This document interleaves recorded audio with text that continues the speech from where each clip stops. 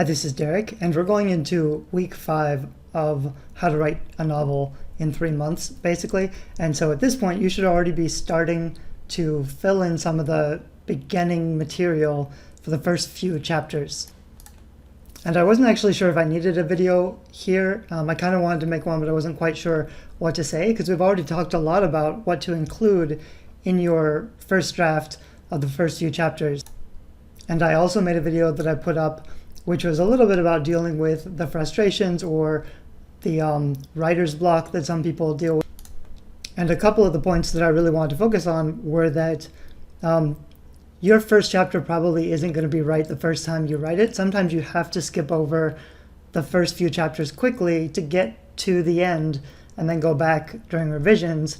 Your first chapters are really important, but you probably don't know what actually has to go there until later. So just do the best that you can and kind of stumble forward.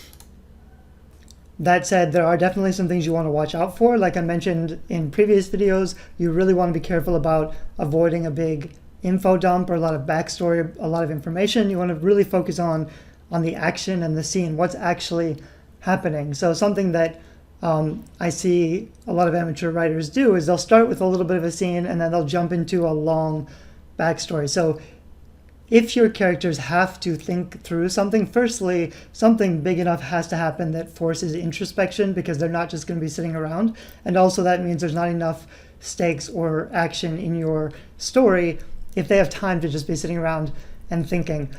But if they have to think something, an easy trick you can do is rather than just have them sitting and doing nothing while you're giving this huge backstory, is to give them a task. So they have to do the dishes or take a shower or rake the yard. They don't want to, but it's just, they have to do something pressing because their parents told them to, or their boss is waiting on a report, something that's a little bit boring.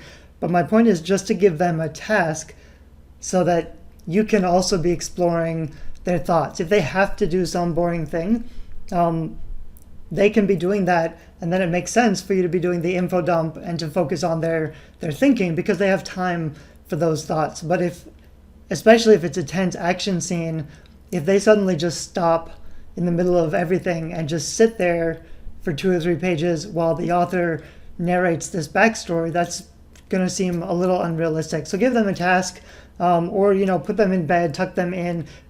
When they have time and there's nothing else that they can do right now, that's when you could introduce some of this backstory. But the other danger with backstory is just giving away too much information too quickly. In the first 25% of your book, you want to be building sympathy for your characters through action that's actually unraveling now or taking place now. So you don't really want to skip to backstory in the first few chapters. You want to focus on what's actually happening now that impacts your main character's ordinary life or goals and forces a response. You don't have to explain why it's happening or get into the motivations or anything. They also don't necessarily need a really strong motivation to respond in the first few chapters. They might just be trying to survive or react. They don't want to be involved in this story, but it kind of keeps showing up. And the point of all of this, of the first 25%, is just to make readers care what happens. They have to like your protagonist just enough to care what happens next. And that can also be done with suspense and intrigue. Even if your character isn't very likable or you haven't done all the sympathy building, if there's interesting things happening, they may read to find out why are these things happening. So if you sabotage that intrigue by explaining why things are happening, you may ruin the surprise too early. I did post a little section about questions and answers, and some of you asked me some really good questions. So now I'm actually going to respond to some of those things, because even though these are things we'll really handle more in the revision process in the 3rd month, you may not know that yet. So you may be asking about, what do I do about drama, romance, scene description, pacing? So I made a little list based on the questions and the answers, and I'm going to go through that now so you kind of just have some sense of what's going on. So the first one was about drama and